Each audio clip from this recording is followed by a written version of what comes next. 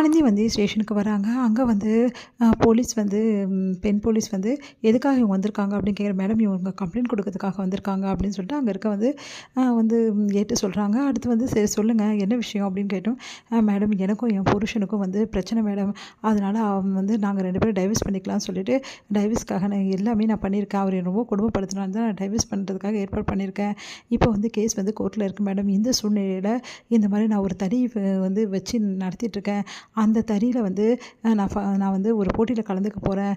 அதனால் அந்த போட்டியில் நான் கலந்துக்கூடாதுன்னு சொல்லிட்டு வேணும்னே வந்து என்னோடய தறியை வந்து உடச்சி போட்டுட்டு, அதே மாதிரி எனக்கு கொடுத்த அந்த வந்து தறிக்கு தேவையான வந்து பொருட்கள் எல்லாமே வந்து இந்த மாதிரி நாசம் பண்ணியிருக்காரு மேடம்.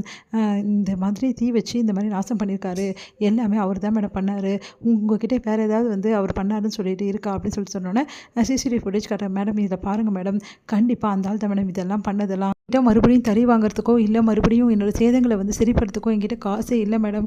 ப்ளீஸ் மேடம் தயவு செய்து அந்த ஆளை கூப்பிட்டு விசாரிங்க மேடம். சரி நீங்கள் கவலைப்படாதீங்க, நான் விசாரிக்கிறேன் அப்படின்னு சொல்லிட்டு அந்த ஆளோட ஃபோன் நம்பர் இருக்கான்னு ஃபோன் நம்பர் கொடுக்குறாங்க. சரின்னு சொல்லிட்டு ஃபோன் பண்ணுறாங்க. இங்கே பாரியா நேராக வா இப்போ ஸ்டேஷனுக்குன்னா, மேடம் நான் வந்து வேறு இடத்துல எங்கே இருக்கேன்னு எனக்கு நல்லா தெரியும், மரியாதையே ஸ்டேஷனுக்கு வந்துச்சுன்னா தப்பிச்சா இல்லை அவ்வளோதான் அப்படின்னோடனே, வேறு வழியெல்லாம் வீரா வந்து ஸ்டேஷனுக்கு போய் எம்எல்ஏ கம்ப்ளைண்ட் கொடுக்குற அளவுக்கு ஆகிட்டாளா, அவ்வளோ சும்மாவே விட மாட்டேன்னு சொல்லிட்டு வராரு. மேடம் என்னை கூப்பிட்டீங்களா அப்படின்னோடனே, ஆமாய்யா நீ தான் வீராவா அப்படின்னு. ஆமாம் மேடம். மேடம் இவன் என்னோடய ஒய்ஃப் மேடம், வேணும்னே என்கிட்ட பிரச்சனை பண்ணிவிட்டு சும்மா பேசாமல் இருக்கா மேடம், வேறு ஒன்றுமே கிடையாது. உன் மேலே கோர்ட்டில் கேஸே கொடுத்துருக்காங்க, உன்னை வேணாம் விவாகரத்து பண்ணுறதுக்காக எல்லாம் ஏற்பாடு பண்ணியிருக்காங்க, இதில் வந்து ஒய்ஃப்னு சொல்கிறேன் அப்படின்னோடனே அப்படியே அதிர்ச்சியாக பார்க்குறாரு. மேடம் பார்த்தீங்களா மேடம், இப்படி தான் மேடம் எல்லாருக்கிட்டையும் பேசி நடிக்கிறார் மேடம், வீட்டுக்கு வந்தாலும் இருந்தாலும் இப்படி தான் பேச நடிக்கிறான், பயங்கரமாக நடித்து எல்லாருக்கிட்டையுமே வந்து என்னை பற்றி ரொம்ப தப்பாக பேசி வச்சுருக்கான் மேடம் அப்படின்னோடனே, அப்படியே மேடம் இல்லை மேடம் இது சொல்கிறதெல்லாம் உண்மை இல்லை மேடம், நான் வாயை மூடியா, நீ பேசும்போதே பார்க்கும்போதே எனக்கு நல்லா தெரியுது நீ எப்படிப்பட்டவன்னு சொல்லி நல்லா நடித்து பொம்பளைங்களை ஏமாத்துறான்னு பார்க்குறியா, அதெல்லாம் நடக்கவே நடக்காது. மரியாதையாக நீங்கள் நடந்த எல்லா தப்புக்கும் நீ தான் காரணம்னு வந்து ஒத்துக்கோ, அப்படி ஒத்துக்கலைன்னு நினச்சிக்கோயேன் லாடம் கட்டி உன்னை ஒத்துக்க வைப்பேன், கொடுக்குற ட்ரீட்மெண்ட் எப்படி இருக்குன்னு தெரியுமா போலீஸ் ட்ரீட்மெண்ட்டு அப்படின்னு ஒன்று அதிர்ச்சி அடைகிறாரு.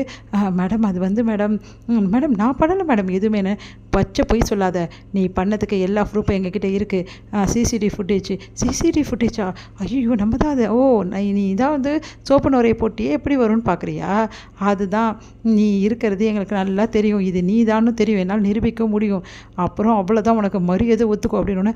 மேடம் அது வந்து மேடம் இங்கே பார், இதுக்கெல்லாம் காரணமான நீ உன்னை சும்மாவே விட மாட்டேன், இப்போவே உன்னை அரெஸ்ட் பண்ணுறேன் அப்படின்னோடனே, உடனே வந்து இங்கே பாரு ஆனந்தி தயவு செய்து என்னை மன்னிச்சிடு ப்ளீஸ், தயவு செய்து அரெஸ்ட்லாம் வேணாம்னு சொல்லிவிடு, நான் உனக்கு என்ன இப்போ பிரச்சனை, உனக்கு வந்து இப்போது அந்த தேவையான சேதாரத்துக்கான காசெல்லாம் கொடுத்துடணும் மேடம் ப்ளீஸ் மேடம், நான் எல்லா காசையும் கொடுத்துட்றேன், எந்த பிரச்சனையும் வராது, இதுக்கப்புறம் நான் வந்து இந்த மாதிரி பண்ண மாட்டேன், இதுதான் பண்ணதெல்லாம் பார்த்தது இன்னும் வேறு பண்ணுவியா நீ அப்படின்றாங்க. பயந்து போயிடுறாரு.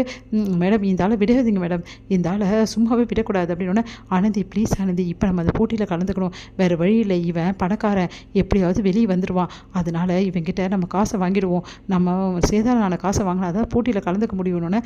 சரி நீ சொல்கிறதும் கரெக்டு தான் அப்படின்னு சொல்லிட்டு அவங்க ஃப்ரெண்டு சொன்னது கேட்டுட்டு, சரிங்க மேடம் இதுக்கு நீ தேவையான காசை மட்டும் வாங்கி கொடுத்துருங்க மேடம்னு.